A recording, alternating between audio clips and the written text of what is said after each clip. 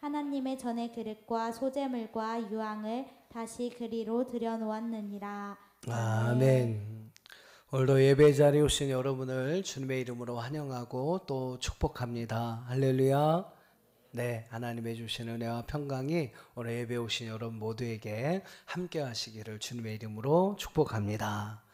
자, 오늘은 우리 종교개혁 주일입니다.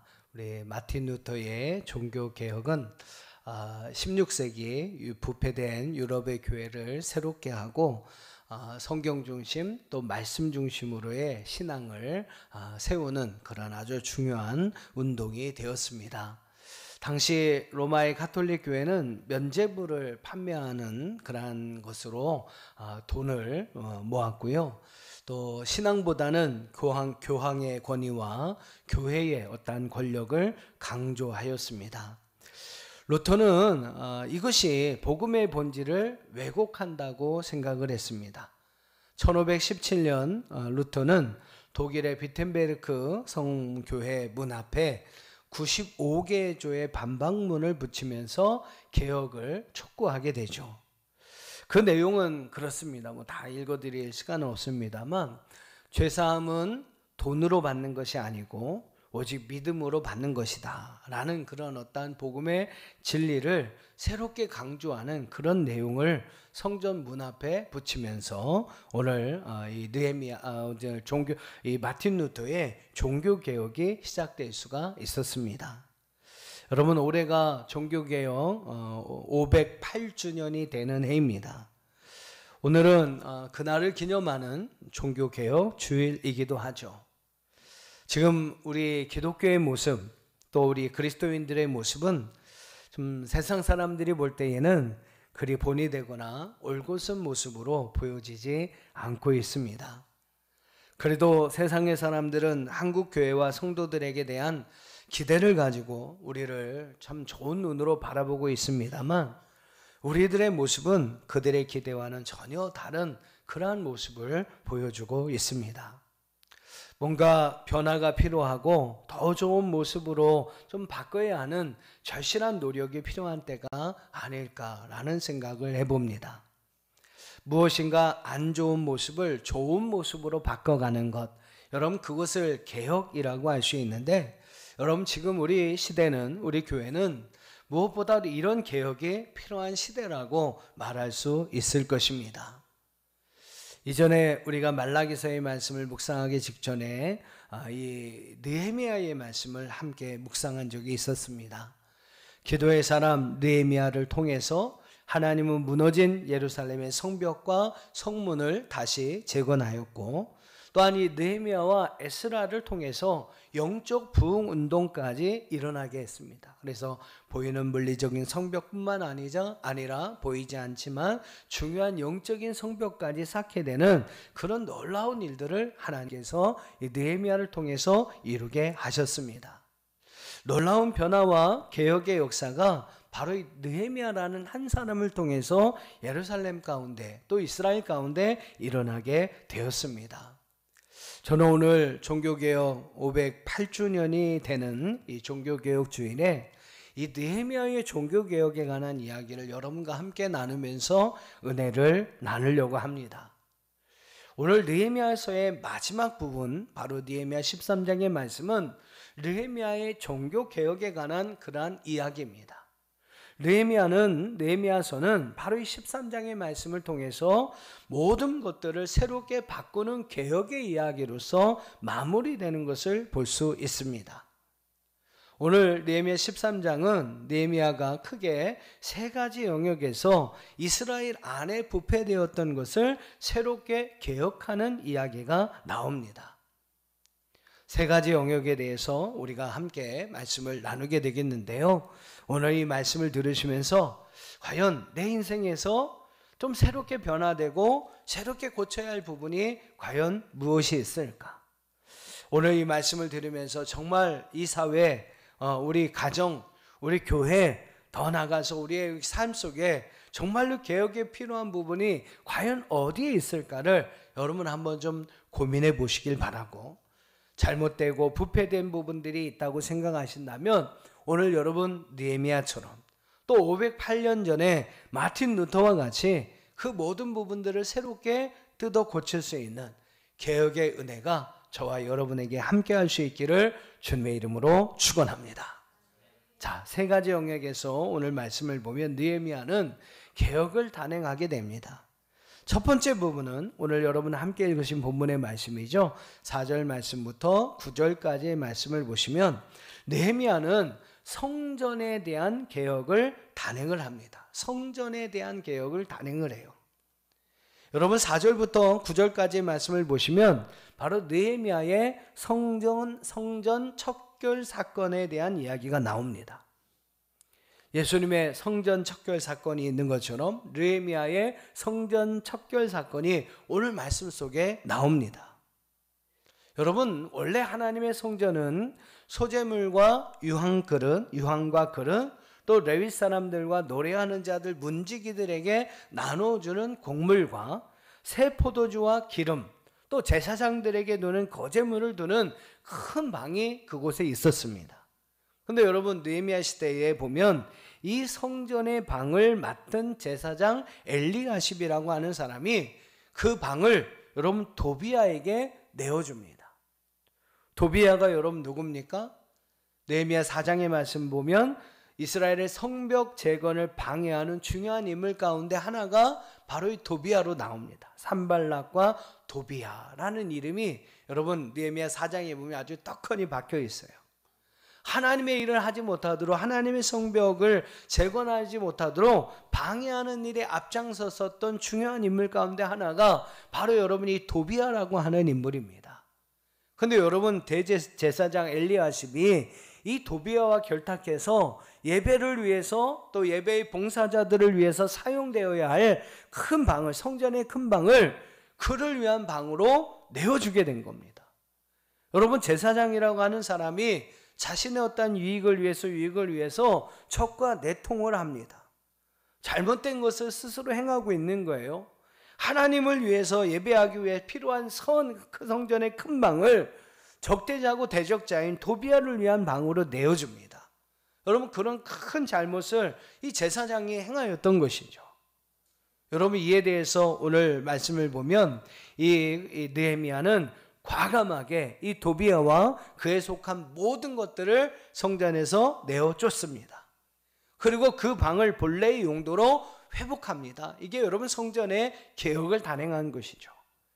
여러분 8절과 9절 말씀, 오늘 본문의 말씀인데요. 8절과 9절을 다시 한번 읽어보겠습니다. 시작. 내가 심히 근심하여 도비야의 세간을 그 방 밖으로 다 내어 던지고 명령하여 그 방을 정결하게 하고 하나님의 전의 그릇과 소재물과 유황을 다시 그리로 들여놓았느니라. 아멘. 여러분 심히 근심하였다라는 말을 보면 느헤미야가 이 일을 행하는 것이 결코 쉬운 일이 아니었음을 우리는 알게 됩니다.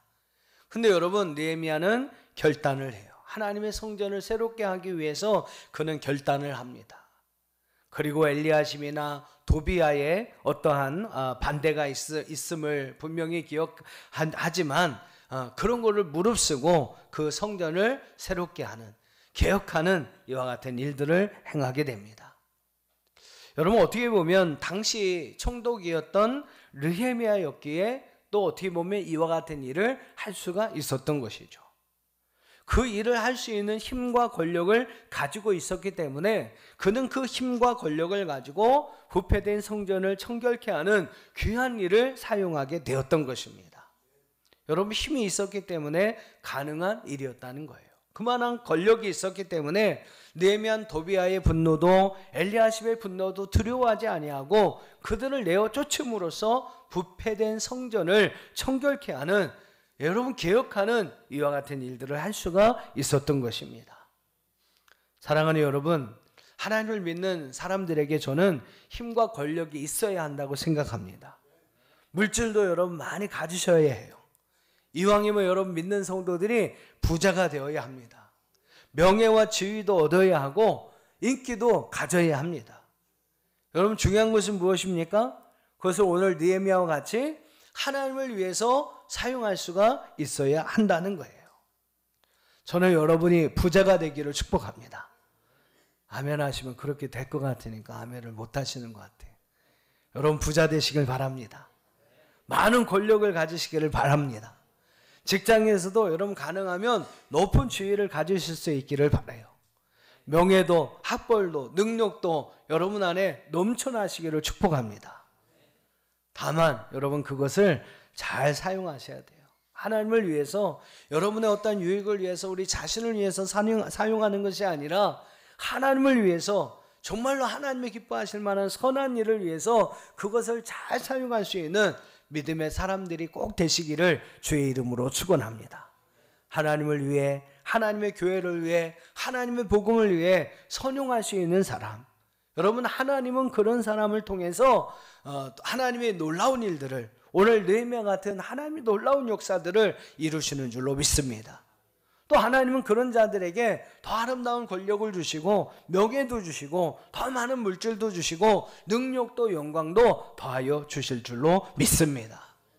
오늘 느헤미야는 하나님께서 자신에게 주신 권력을 가지고 하나님의 성전을 개혁하는 귀한 일들을 행하게 됩니다. 오늘 저와 여러분도 하나님의 주시는 힘과 권력, 하나님의 능력을 가지고 하나님의 일들을, 하나님의 교회를, 또한 하나님의 말씀을, 하나님의 복음을 새롭게 하는 이러한 개혁의 놀라운 역사를 이루어가는 저와 여러분들이 될 수 있기를 주의 이름으로 축원합니다. 할렐루야. 자, 두 번째로 오늘 이 느헤미야는 개인 신앙에 대한 개혁을 단행합니다. 유다 백성들, 이스라엘 백성들 한 사람 한 사람의 믿음과 신앙에 대한 개혁을 단행을 합니다. 자, 10절 말씀부터 22절까지의 말씀이 그런 내용인데요. 자, 10절 말씀, 오늘 말씀에 이어지는 10절 말씀을 한번 보세요. 그럼 10절 한번 같이 읽어봅시다. 어떤 일이 일어나고 있는지 보세요. 시작. 내가 또 알아본즉 레위 사람들이 받을 몫을 주지 아니하였으므로 그 직무를 행하는 레위 사람들과 노래하는 자들이 각각 자기 밭으로 도망하였기로. 자, 이 말씀을 한번 잘 보십시오. 레위 사람들에게는 하나님께서 가나안의 기업을, 땅을 기업으로 주시지 않았습니다. 대신 무엇을 주셨냐면 그들에게 땅의 기업을 주시는 것이 아니라 백성들이 하나님 앞에 드리는 여호와의 화제물을 그들의 기업의 먹을거리로 삼게 하셨어요. 그래서 신명기 18장 1절에 보면 레위 사람 제사장과 레위의 온 지파는 이스라엘 중에 분깃이 없고 기업도 없을지니 그들은 여호와의 화제물과 그 기업을 먹을 것이다. 하나님 앞에 드려진 제물과 화제물과 하나님의 기업을 먹게 될 것이다. 하나님께서 이렇게 말씀하셨습니다. 레위 지파가 얻게 될 분깃은 하나님께 드려진 제물, 백성들이 하나님 앞에 드리는 11조나 여러 가지 드려지는 예물들이 그들의 분깃, 그들의 먹을 것이가 되게 하셨습니다. 레위 사람들은 백성들이 하나님의 성전에 드리는 예물을 그들의 먹을거리로 삼았어요. 자, 근데 여러분 10절을 한번 보세요. 이 백성들이 그 예물을 드리지 않는 겁니다. 11조를 드리지 않는 거예요. 여호와께 화제물을 드리지 않는 거예요. 레위 사람들이 받을 몫을 주지 아니하였다라고 성경은 이야기하지 않습니까? 즉 11조와 봉헌물들을 백성들이 드리지 않으니까 이제 더 이상 레위 사람들이나 노래하는 자들이 먹고 살 것이 없게 된, 그들에게 주어질 분깃이 없게 되는 거예요. 그러니까 여러분 레위인들이 참다 못해서 이제 자기들도 먹고 살아야 되잖아요. 그래서 참다 못해서 그들이 다 자기의 밭으로 도망을 하였다. 성전의 일을 버리고 성전에서의 여러분 일들을 버리고 또 그들에게 맡겨진 사명을 버리고 그들이 먹고 살기 위해 밭으로 도망하였다. 여러분 10절이 바로 이런 이야기입니다. 여러분 그러다 보니까 어떤 일들이 생겨나요? 레위인들이 성전에서 다 사라집니다. 성전에서 봉사해야 하는 사람들이 다 사라져요. 그러다 보니까 여러분 성전이 제대로 운영이 안 되는 거죠. 예배가 사라지기 시작합니다. 하나님의 말씀을 가르치는 자들이 없어지니까 하나님의 말씀이 사라지게 돼요. 더 이상 성전을 관리할 수 있는 사람이 없어지게 되자 이제 성전도 문을 닫게 될 그런 상황이 되어버렸던 것입니다. 예배가 그치고 말씀이 사라지게 되는 그런 안타까운 일들이 그들의 백성들 안에 일어나게 되었던 것입니다. 11조와 여호와께 드릴 봉헌물들을 드리지 않았던 백성들의 개인 어떤 신앙의 잘못은 그들의 부패로 그들의 잘못으로 끝나지 않았어요. 그들의 그 신앙의 부패는 결국 성전 제사를 무너뜨렸습니다. 백성들 가운데 하나님의 말씀을 끊어지게 하였습니다. 그것은 결국 이스라엘 백성들 삶의 중심이 되어 왔던 성전의 멸망으로 이어졌고 영적인 타락으로 이어질 수밖에 없었던 것입니다.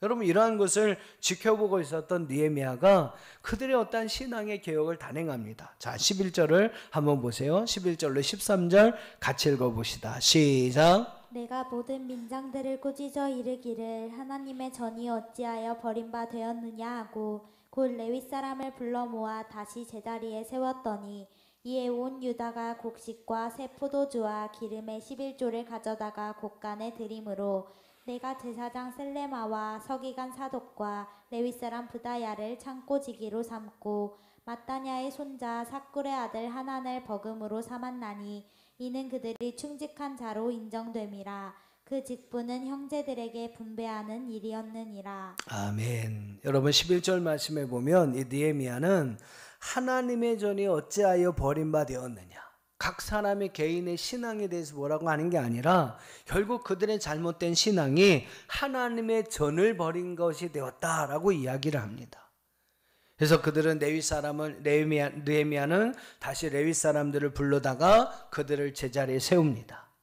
다시 온 유다 백성들이 곡식과 새 포도주와 기름의 11조를 가져다가 곳간에 드릴 것을 명령을 합니다. 잘못된 것을 여러분 이렇게 다 뜯어 고쳐서 원상복구하는 거죠. 그게 느헤미야의 여러분 개혁의 일이었습니다. 또 하나 느헤미야가 개인의 신앙의 어떤 개혁을 위해서 백성들에게 촉구한 것이 또 하나 있었어요. 그것은 무엇이냐면 바로 안식일 준수였습니다. 자, 15절과 16절을 한번 읽어볼게요. 15절 16절 시작. 그때 내가 본즉 유다에서 어떤 사람이 안식일에 술틀을 밟고 곡식단을 나귀에 실어 운반하며 포도주와 포도와 무화과와 여러 가지 짐을 지고 안식일에 예루살렘에 들어와서 음식물을 팔기로 그날에 내가 경계하였고 또 두롯 사람이 예루살렘에 살며 물고기와 각양 물건을 가져다가 안식일에 예루살렘에서도 유다 자손에게 팔기로. 출애굽기 말씀 보면 하나님께서 이 안식일에 대한 규례, 지금은 저희가 안식일을 지키는 것이 아니라 예수님의 부활하심을 기억하면서 주일을 성수하고 있습니다만, 아무튼 안식일이나 주일 성수나 너무나 중요한 것입니다. 출애굽기 34장 21절에 보면 너는 엿새 동안 일하고 일곱째 날에는 쉴지니 밭갈 때에나 거둘 때에도 쉴지며 라고 이야기를 합니다. 안식일은 말 그대로 쉬는 날입니다. 분명하게 말하면 자신의 일을 중단하고 하나님의 일을 위해서 행하는 날이다라고 할 수 있죠. 하나님은 이날 개인을 위해서 행하는 모든 일체의 일을 중단할 것을 말씀하셨어요. 이날은 여러분 자신을 위해서 아무리 수고하고 노력해도 모든 것이 허사가 되게 하신다라고 이야기를 합니다. 그런데 여러분 오늘 15절 말씀에 보면 어떤 농부는 안식일에 술틀을 밟고 곡식단을 나누어 실어서 날랐습니다. 일을 한 거죠. 그리고 또 자기들의 어떤 먹을거리를 생계를 유지하기 위해서 안식일에 이와 같은 일을 한 겁니다. 율법에는 가축들도 쉬게 할 것을 명령했어요. 안식일엔 그들에게 짐을 지지도 말 것을 이야기했는데 농부들이 곡식단을 나귀에 싣고 운반을 하는 겁니다. 또 여러분 16절 말씀에는 유명한 상업도시 두로의 상인들이 안식일에 식물을 팔았어요.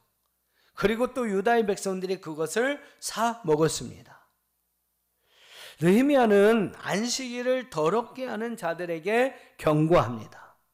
이 일행 안에서 족장들과 상의하고 유다의 귀족들을 꾸짖습니다. 지도자들을 먼저 꾸짖습니다. 그리고 안식일을 준수를 위한 특별 조치를 취할 것을 그들에게 명령을 합니다. 여러분 이렇게 느헤미야는 개인 신앙의 부패의 척결을 위해서 오늘 11조와 안식일 준수라는 그 일들을 개혁하게 되는 것입니다. 당시에 여러분 사람들은 안식일을 범하면서 또 11조를 범하면서 한 푼이라도 더 벌어 먹고자 했습니다. 그만큼 어려운 때였기 때문이죠. 그들은 하나님 앞에 11조를 드리는 것을 아깝게 여겼어요. 그것으로 자신들이 먹고 살면 좀 더 잘 살 것 같다는 그런 생각이 들었던 거죠. 하지만 그러면 그러한 그들의 잘못된 욕심이 그들을 더 잘 살게 만들었던 것은 절대로 아니었다라는 겁니다. 오히려 그들의 삶은 더욱더 황폐하게 되었어요. 오히려 결실한 열매들이 줄어들게 되었습니다. 아무리 땀 흘리고 수고해도 남은 결실들이 오히려 줄어들게 되는 그런 일들이 일어나게 되었다는 거죠. 11조와 봉헌물을 취하며 안식일을 범하며 나름대로 자신들이 열심히 산다고 노력했습니다만 결국 그들의 모든 수고와 노력은 다 허사가 되고 말았다라는 것입니다. 예전에 멕시코의 대통령에게 신문기자가 그런 인터뷰를 합니다. 북미, 즉 멕시코와 북미, 즉 미국이란 나라죠. 미국과 남미, 멕시코라 같은 그런 나라. 다 그 땅은 좋은 땅입니다. 다 같이 있는 땅이죠. 근데 그때의 상황을 보면 북미, 미국이란 나라는 정말 잘 사는 나라가 되었는데 남미에 있는 여러 나라는 참 어려운 그러한 삶을 살고 있었어요. 그래서 기자가 묻습니다. 왜 그런 일들이 남미와 북미가 다 좋은 땅이고 같이 있는 땅인데 왜 북미는 저렇게 잘 사는데 남미는 이렇게 못 삽니까? 기자가 멕시코 대통령에게 이렇게 질문을 했다고 합니다. 그때에 이 멕시코 대통령이 한 이야기가 참 아직까지 기억나는 유명한 이야기인데요. 그 대통령이 뭐라고 이야기하냐면 그것은 시작이 다르기 때문입니다. 북미의 청교도들은 즉 하나님을 찾으러 이 땅에 왔습니다. 하지만 남미의 에스파니아의 사람들은 골드, 즉 금을 찾기 위해 이 땅에 왔습니다. 하나님을 찾기 위해 왔던 청교도들은 하나님도 만났고 금도 가졌습니다. 하지만 금을 찾으러 왔던 이들은 금도 놓치고 하나님도 놓쳤습니다. 그런 이야기를 했습니다. 같은 출발 선상에 있었지만 시작은 같았지만 신앙 중심으로 하나님을 기뻐하는 삶을 살고자 했던 이들에게 하나님은 돈도 주셨고요, 명예와 축복도 누릴 수 있는 은혜를 주셨습니다. 하지만 여러분, 돈을 위해서 하나님을 버렸던 사람들은 결국 돈도 잃어버리고 하나님도 잃어버리게 되고 말았다라는 이야기입니다. 여러분, 이스라엘 백성들은 비록 한 푼이라도 더 벌기 위해서 하나님께 드려야 할 11조와 봉헌물을 취하였습니다. 안식일 준수도 포기해버렸습니다. 하지만 결국 그들은 남미와 같이 금을 쫓다가 금도 놓치고 하나님도 놓쳐버리고 말았다는 거죠. 하지만 여러분, 느헤미야가 강조하고 있는 것이 무엇입니까? 하나님을 쫓으라는 거예요. 먼저 하나님을 쫓으라는 거예요. 그래야 여러분 하나님도 찾고 금도 찾을 수 있다는 것입니다. 많은 사람들이 더 잘 살기 위해서 하나님을 버리고 금을 찾아요. 하지만 여러분, 그것은 금도 버리고 하나님도 믿음도 신앙도 놓쳐버리는 결과를 가져오고 말 것입니다. 하지만 여러분, 우리가 하나님께 돌아가 하나님을 찾고자 할 때 우리의 믿음과 신앙을 삶의 우선순위에 두고 하나님을 기뻐하시는 그러한 삶을 살아가고자 할 때 우리는 하나님도 찾게 될 것이고 또 금도 찾게 되는 은혜를 누리게 될 줄로 믿습니다. 여러분 잘 기억하세요. 골드, 금이 먼저가 아닙니다. 즉 하나님을 오늘 우리의 삶의 우선순위에 두고 살아가는 것이 여러분 우리에게 무엇보다 중요하다는 거죠. 오늘 느헤미야의 개혁은 그 사실을 우리에게 분명하게 말씀하여 주고 있습니다. 사랑하는 여러분, 하나님을 여러분의 삶의 우선순위에 두고 늘 하나님을 향한 아름다운 믿음과 신앙의 삶을 살아가는 저와 여러분들이 될 수 있기를 주님의 이름으로 축원합니다. 마지막 세 번째로 느헤미야는 오늘 23절로 32절의 말씀에서 가정신앙에 대한 개혁을 단행을 합니다. 자, 첫 번째는 무슨 개혁이었죠? 첫 번째는 성전에 대한 개혁, 두 번째는 개인신앙에 대한 개혁. 그래서 11조와 또 안식일 준수에 관한 이야기를 드렸습니다. 자, 마지막 느헤미야는 세 번째 바로 가정신앙 개혁을 단행을 합니다. 느헤미야는 종교 개혁을 하면서 백성들에게 이방인과의 통혼을 금지시킵니다. 이게 여러분 가정신앙을 개혁하는 하나의 유일한 방법이었어요. 여러분 이것이 이방인과의 통혼을 금지시키는 이 일이 그 가정의 거룩함을 유지하기 위한 유일한 방법이었습니다. 그래서 여러분 느헤미야는 이방인과의 통혼을 금지하는 명령을 합니다. 왜 그렇다면 이방인과의 통혼 금지가 믿음의 가정의 거룩함을 유지하는 유일한 방법이 되었을까요? 자, 23절과 24절을 한번 보겠습니다. 시작. 그때에 내가 또 본즉 유다 사람이 아스돗과 암몬과 모압 여인을 맞아 아내로 삼았는데 그들의 자녀가 아스돗 방언을 절반쯤은 하여도 유다 방언은 못하니 그 하는 말이 각 족속의 방언이므로. 자, 여러분 무슨 이야기인지 한번 잘 들어보세요. 당시 유다의 백성들은 이방의 여인들을 맞아 결혼을 합니다. 근데 이 이방 여인들은 히브리 말을 모르잖아요. 그죠? 유대인의 말을 모르잖아요. 그들의 말을 하게 되는 거죠. 근데 여러분 그들의 자녀들이 그 말을 배우게 됩니다. 그들의 방언은 배우지만 유대의 방언은 하지 못하게 됩니다. 여러분 유다의 말을 못한다는 것은 뭡니까? 그 자녀들이 히브리 말을 알지 못한다라는 거죠. 히브리 말을 알지 못한다라고 하는 것은 히브리어로 된 성경을 볼 수 있다. 즉 하나님 말씀을 읽지 못한다라는 이야기입니다. 즉 그 말은 결국 하나님의 말씀을 잃어버리고 더 하나님에 대한 말씀과 함께 하나님에 대한 믿음과 신앙도 잃어버리게 된다라는 뜻이에요. 여러분 25절의 말씀을 보면 느헤미야는 이러한 이유에서 통혼한 사람들을 막 책망합니다. 그들을 또한 책망하는 것으로 끝나지 않고 막 두어 사람을 때리고 그들의 머리털을 막 뽑고 다시는 통혼을 하지 못하도록 맹세를 시킵니다. 그러면서 여러분 26절 말씀에 보면 이방 여인들 때문에 타락하였던 솔로몬 왕의 실패를 그들에게 이야기하면서 이방 여인을 취해서 하나님께 죄를 짓지 말라라고 단호하게 이야기를 합니다. 여러분 이방 사람들을 하찮게 보고 그들을 무시해서가 그런 게 아니에요.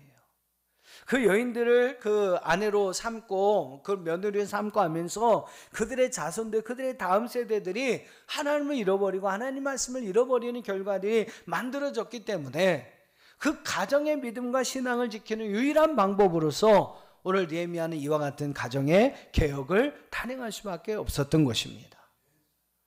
사랑하는 여러분, 느헤미야가 이렇게 유대인의 가정의 믿음과 신앙을 지켜가기 위해서 부단히 노력하였던 것처럼 여러분 우리도요 우리의 가정의 신앙을 지켜가기 위해서 또 우리의 자녀들의 믿음과 신앙을 지켜가기 위해서 정말로 수고하고 노력해야 할 줄로 믿습니다. 여러분 이 세상은 우리의 자녀들이 하나님에 대한 믿음을 가지고 살아가라고 쉽게 허락하지 않는 곳이에요.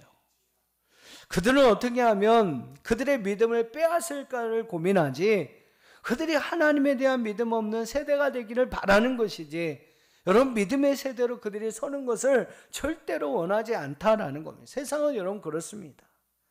지금 세상은 이 믿음으로 살아가는 것을 절대 곱게 보지 않습니다.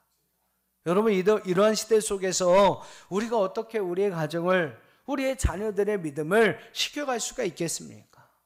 여러분 교회가 할 수 없어요. 일주일에 여러분 1시간 교회 학교 교육을 통해서 그 자녀들의 믿음을 절대 지켜줄 수 없습니다. 저는 먼저 여러분의 가정에서의 믿음의 개혁이 일어나야 한다고 봅니다. 오늘 여러분 이 느헤미야가 가정의 신앙을 개혁한 것처럼 여러분의 가정에서의 믿음의 개혁이 먼저 일어나게 돼요.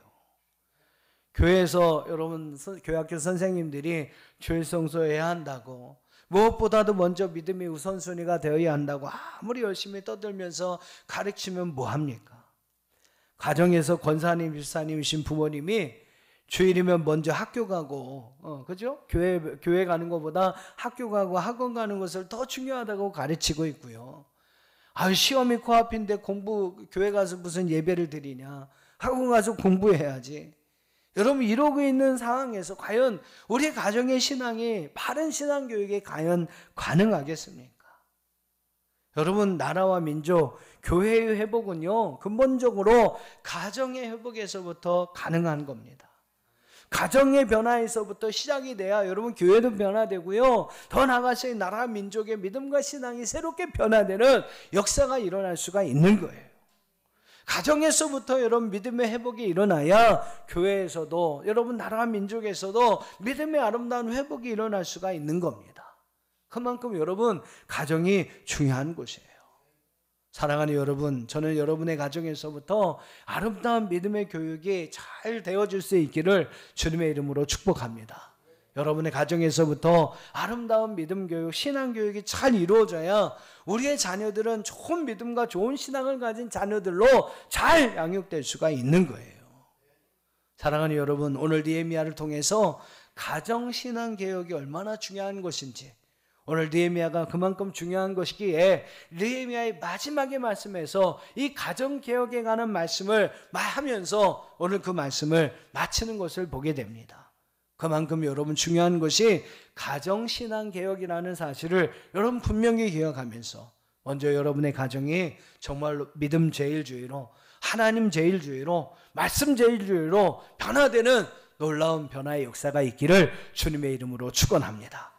여러분의 가정에서 우리 자녀들을 잘 가르쳐야 우리의 자녀들이 믿음의 세대로 아름답게 세워질 것이고, 그 하나님이 주시는 믿음을 가지고 그들은 이 땅에서 하나님의 큰 역사를 감당하는 하나님의 사람들로 아름답게 세워질 수가 있을 것입니다. 여러분을 통해서 여러분 가정 신앙 개혁이 일어날 수 있길 바라고, 그 가정 신앙 개혁이 여러분 교회를 개혁하고 이 나라 민족을 정말로 하나님 안에 새롭게 만드는 놀라운 역사가 될 수 있기를 주님의 이름으로 축원합니다. 다 같이 기도하겠습니다. 오늘 우리에게 주신 여러분 말씀을 여러분 기억하시면서 여러분 주보의 내용들이 좀 간단하게 정리가 되어 있습니다. 오늘 느헤미야는 종교개혁을 통해서 세 가지 영역에서 개혁을 추구합니다. 성전의 개혁 부패를 개혁하고, 개인 신앙의 부패를 개혁하고, 가정의 잘못된 부분들을 개혁하는 이와 같은 일들을 행합니다. 과연 여러분이 개혁해야 할 부분이 무엇입니까? 여러분 안에 일어나야 할 변화가 무엇입니까? 어느 부분부터 여러분 고쳐서 우리가 새롭게 하나님 앞에 설 수 있겠습니까? 여러분 안에 변화되어야 할 부분이 무엇인지 오늘 말씀을 통해서 다시 한번 기억하는 귀한 시간